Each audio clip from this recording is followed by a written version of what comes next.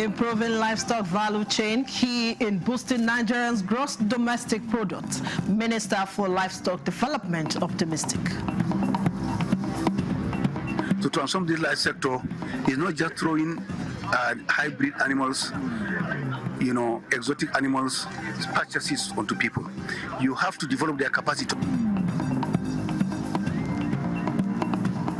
Federal government and World Bank collaborates on agroclimatic resilience.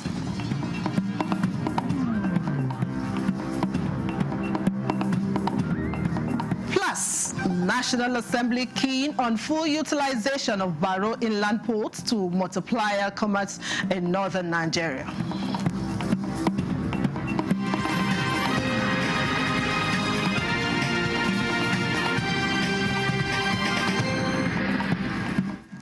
A very warm welcome to the News Desk 3 on NTA News 24, live from Abuja. I am Vivian Izadifi.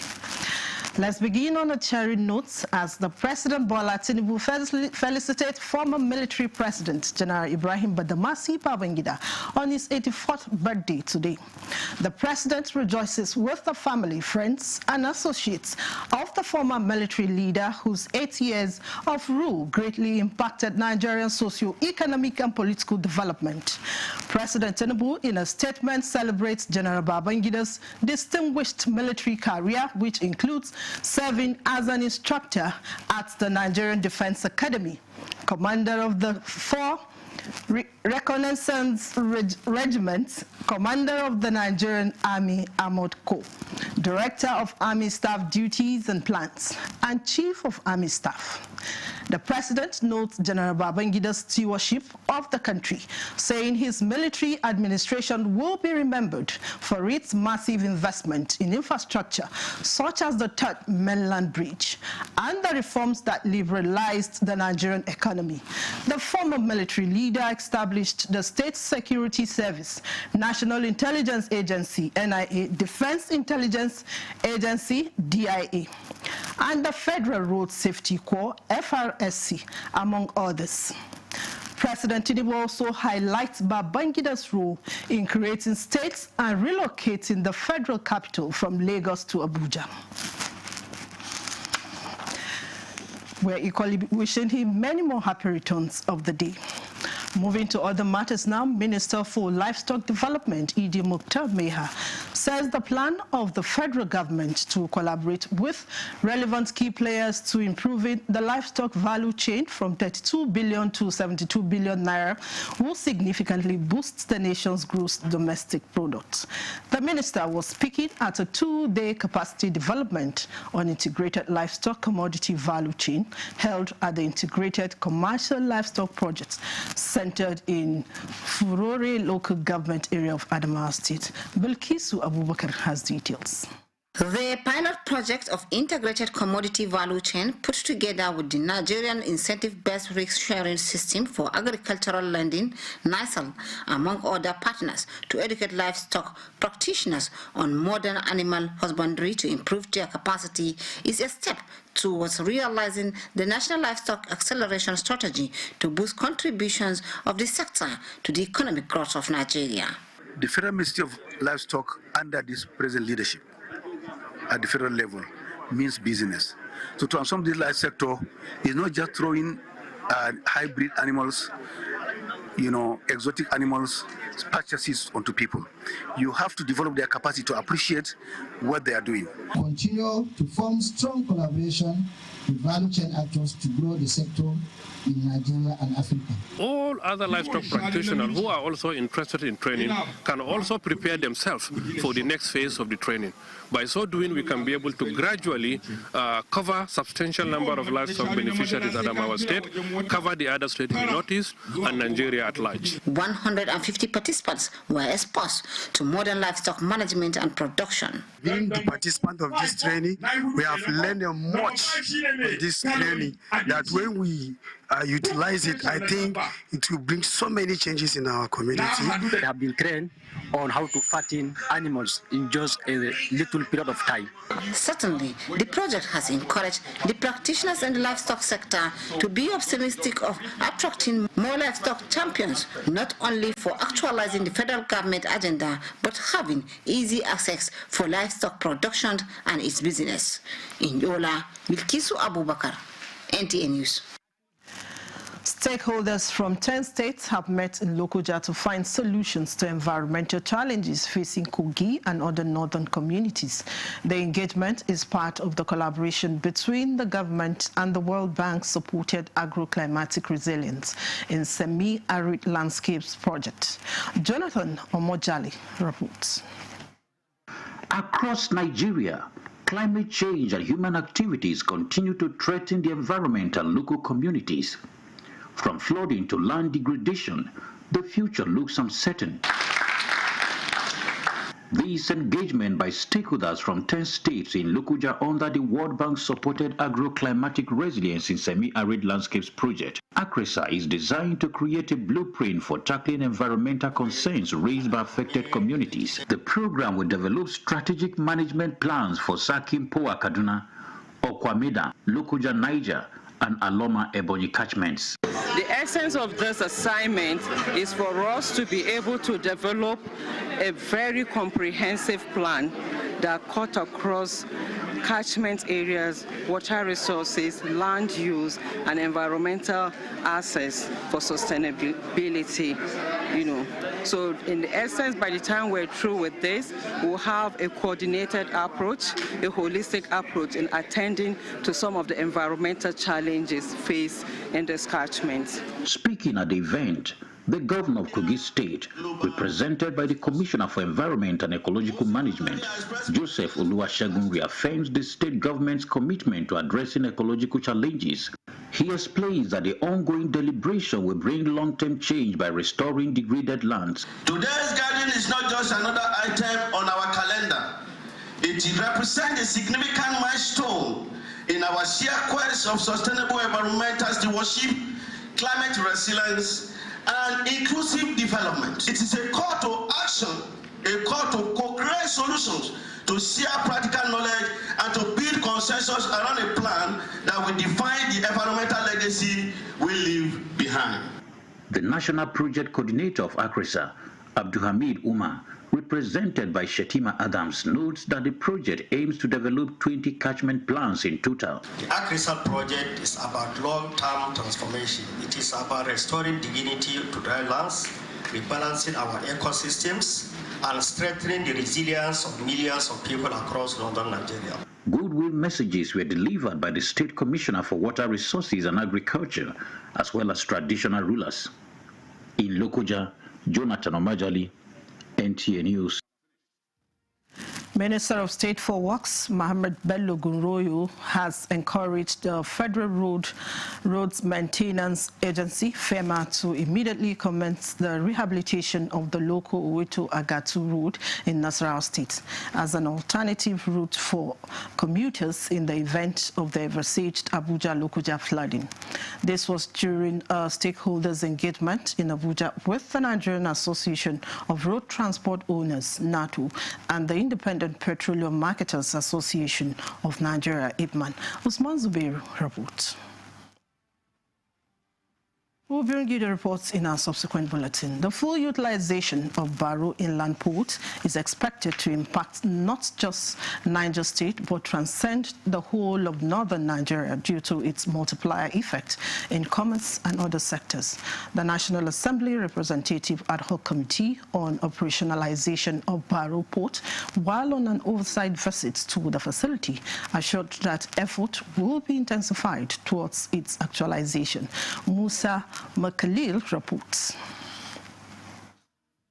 Baro Inland Port in Niger State, inaugurated for use in 2019 by late President Muhammadu Buhari, has been unutilized since then, even though all equipment needed for a functioning port have been installed and ready for use. The National Assembly Ad Hoc Committee on Operationalization of Barrow Inland Port alongside stakeholders involved in the port operation, including NIWA and Nigerian Railway Corporation, are taking an on-the-spot assessment to get first-hand information on challenges hindering its operation.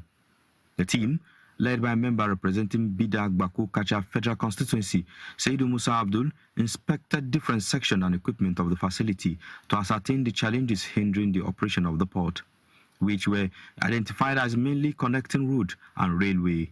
There are some major components which are supposed to make the port viable and operational that are still outstanding. You look at the access route. It's quite unfortunate that a journey of 30 minutes has taken us close to 4 hours before getting here. We talked about the capital bridge in the rail connectivity. So we've seen everything for ourselves. We'll go back home, sit again with the major stakeholders and look at where how we can come about providing solutions to the challenges. With their assistance and everything we are doing with other stakeholders, I believe this place will become operational and it will be of benefit to Nigerians. Years after the inauguration of Barrow Inland Port, its full potential is yet to come to fruition. It is the hope of the people that is visited by the National Assembly Ad Hoc Committee will be the needed catalyst that will bring Barrow Port to life. From Barrow, Musa Mikael, NTA News.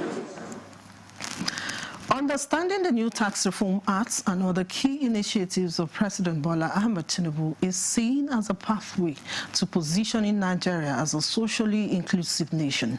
This was the focus at the Forum on Tax Reform Act and Compliance, Impact on Small and Medium Enterprises in the Southeast, held in Enugu. Chika Okorie has the report.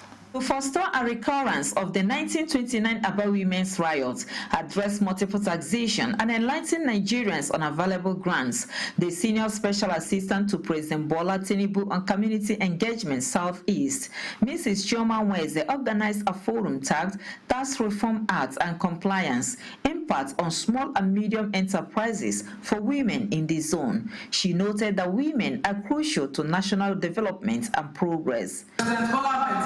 Who loves all of us very much, especially the market women, especially people that have small businesses. He does not want anybody to go hungry. He wants our business to prosper. While annual earnings below 50 million naira and civil servants earning 70,000 naira minimum wage are exempted from taxation, students of tertiary institutions can access the NELFund loan, repayable 2 years after gaining employment. Once you are able to enroll in a college of education, in a university, or in a polytechnic, you do not have to be troubled about how your school fees will be paid. The government will pay your school fees, the government will pay you a monthly stipend. All you need to do is to go online and apply. For the women, the progressive taxation principle of higher income attracting greater pay is seen as an initiative worth implementing. It's a big encouragement to all of us to know what is on board, especially in terms of tax, and our students to know that they have the access to collect money. With the focus of the interactive section on the new tax reform effective January 2026 and NELFund goals, participants are optimistic that Nigeria is marching towards prosperity. From the International Conference Center, Enugu, Chika Okorie, NTA News. And time for a break now. More stories when we return. Stay with us. Precision, engineered to perfection. Every component is crafted with care, and each design is meticulously tested. From concept to creation, our engineers push the boundaries of technology, seamlessly blending performance and sustainability with a deep commitment to African ingenuity. Introducing the CNG Boss, a remarkable achievement in engineering designed to operate on compressed natural gas, a cleaner and more sustainable fuel alternative.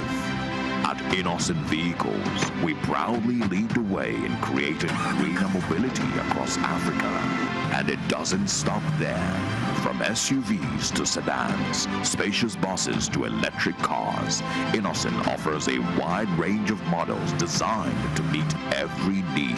Innocent Vehicle, the pride of African roads. This is NTA News 24. Glad to have you back. Eliminating trafficking in persons and violence against persons is a task that must be done. This is part of discourses during a two-day awareness and capacity building workshop for school principals, vanguard coordinators, and education administrators in the use of implementable strategies to fight the menace in Makurdi, the Benue State capital. Charles Abba reports. Human trafficking is a grave violation of human rights affecting millions globally.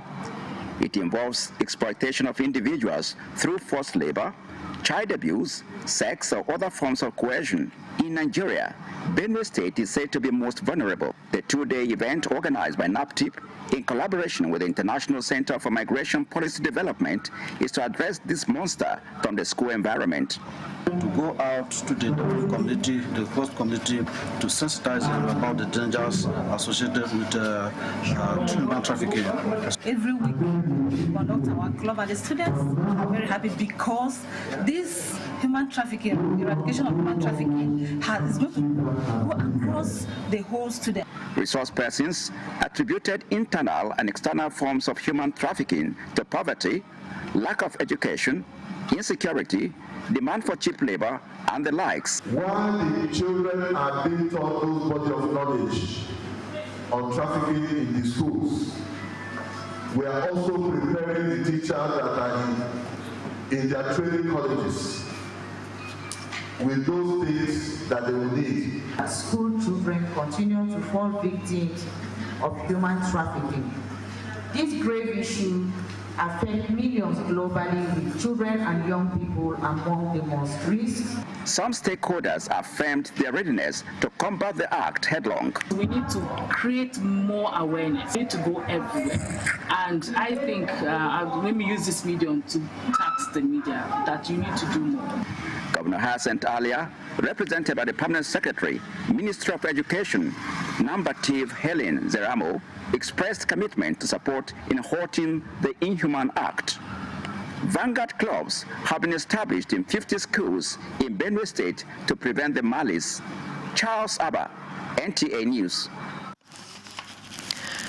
Nigeria's First Lady Oluremi Tinubu joins family, friends, loved ones, and the Christian community to rejoice with the Executive Secretary of the Nigerian Christian Pilgrim Commission, Lord Bishop STV Adebite, on his 57th birthday. Describing the life of the celebrant as one marked by deep faith in Jesus Christ and tireless service to God and the country, the First Lady, in a birthday message, says Bishop Adebite is a spiritual leader who stands firm in truth and justice, and a patriot championing peace and interfaith harmony across our great nation. Quoted from the book of Jude, chapter 1, verse 24, she prays that God's presence keeps the celebrant now and forevermore.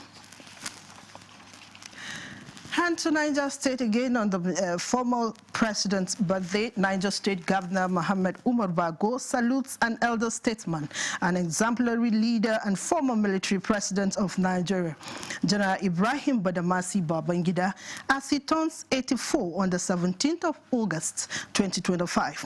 In a birthday message, the governor, through his chief press secretary, describes the celebrant as a true patriot and a living legend who has dedicated most of his life to serving the country.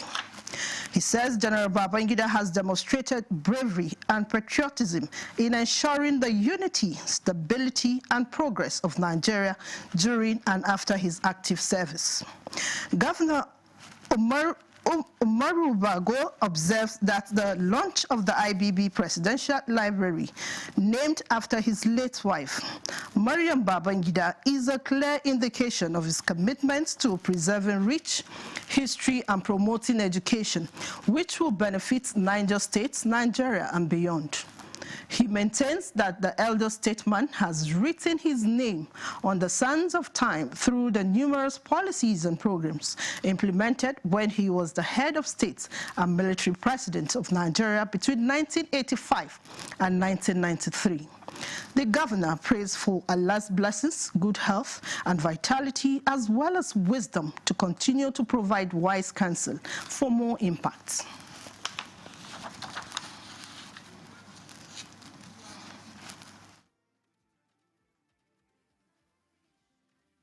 Three years after launching a manhunt for 3 years after launching a manhunt for him over drug trafficking offenses, a 36-year-old notorious drug kingpin has been arrested by operatives of the National Drug Law Enforcement Agency, NDLEA, in Asaba Delta State. The suspect was caught while attempting to move 250 blocks of skunk in his distribution bus. Salwa Khalil Ibrahim brings you the NDLEA's weekly update. The suspect came under searchlight in connection with the seizure of 24.137 kilograms of skunk and 10 grams of molly, but thereafter went underground. However, following credible intelligence, NDLEA operatives in Delta State were able to arrest him along with one of his aides while they were trying to move 250 parcels of skunk for distribution. In Lagos, a 52-year-old woman was arrested with her son by NDLEA operatives in Mushin for storing and distributing 298 blocks of Ghanaian loud, while another suspect was snapped in the Aja area of Lekki, where 8.5 kilograms of Canadian loud, a strain of cannabis, was recovered from their apartment. No less than 128,000 capsules of tramadol were recovered from a suspect who was arrested by NDLEA officers at Jauroja, Tau, Gombe State, while a total of 337,800 capsules of the same pharmaceutical opioid were seized by operatives on patrol along the Okene-Lokoja Highway, Kogi State, from the driver of a commercial bus coming from Onitsha, Anambra State, and heading to Kontagora in Niger State, and at the Port Harcourt Complex, One, River State, a total of 875,000 bottles of Kodimbi syrup worth over 6.1 billion naira in street value and 3,500,000 pills of tramadol valued at 1.7 billion naira were recovered from 5 containers under NDLEA intelligence tracking and watch list during joint examination with Customs Service and other security agencies at the West Africa Container Terminal of the port. In Abuja, Salwa Khalil Ibrahim, NTA News. This is the news desk of 3 on NTA News 24. Here is a recap of our top stories. Improving livestock value chain key in boosting Nigerians' gross domestic products. Minister for Livestock Development optimistic. To transform this life sector is not just throwing hybrid animals, exotic animals, purchases onto people. You have to develop their capacity. Federal governments and World Bank collaborate on agroclimatic resilience.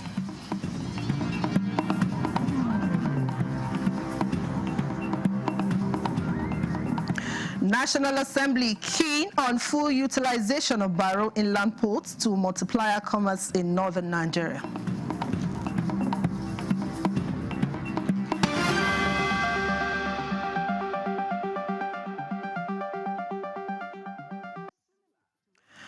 The 2025 China Nigerian Culture and Tourism Festival celebrated the rich cultures of both countries as it showcased the traditions, arts, and cuisines while promoting friendship and cultural exchange. Suleiman Abdulwahab reports. To showcase to the world that culture actually is a way of life.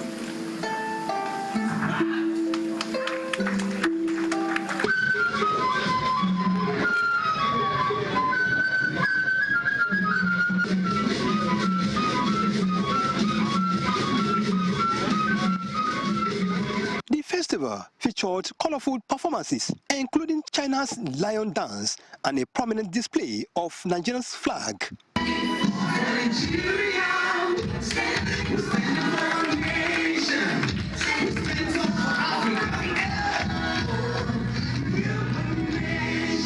Nigeria's dynamic culture was presented alongside Chinese Asian tradition and modern innovations.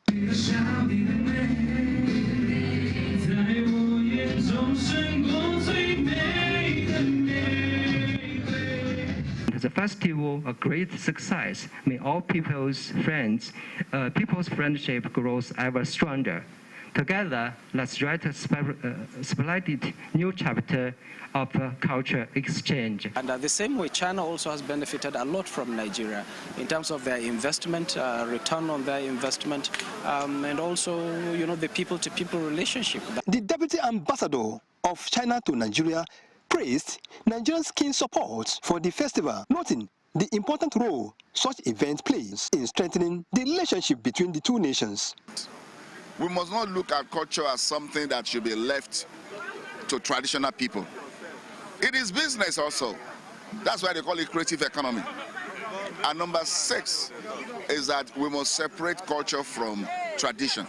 What our sector we have to do is celebrate the successful collaboration between our two countries. As you know, our two countries' collaboration in the economic fields and the political mutual trust. Organizers hope this celebration will inspire lasting friendship between the two countries. In Abuja, Suleiman Tobu Abdul Wahab, NTA News. President Bola Tinubu has sent a message of condolence to the family and associate of business leader, politician and sports promoter Alhaji Isiaku Ibrahim, who died on Saturday at 88 in Abuja. Late businessman was an influential chieftain of the defunct National Party of Nigeria, NPN, in the Second Republic. During the transition to civil rule in 1998, he joined other notable politicians to form the People's Democratic Party. President Tinubu, in a statement, acknowledged the deceased's contributions to Nigeria through his chain of businesses, political involvement, and community leadership.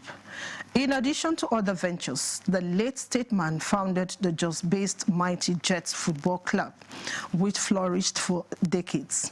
President Tinubu condoled with the government and the people of Nasarawa State and prayed for the soul of the late maverick politician. That concludes the News Desk 3 on NTA News 24. Thanks for watching. I am Vivian Ezadifi. Bye for now.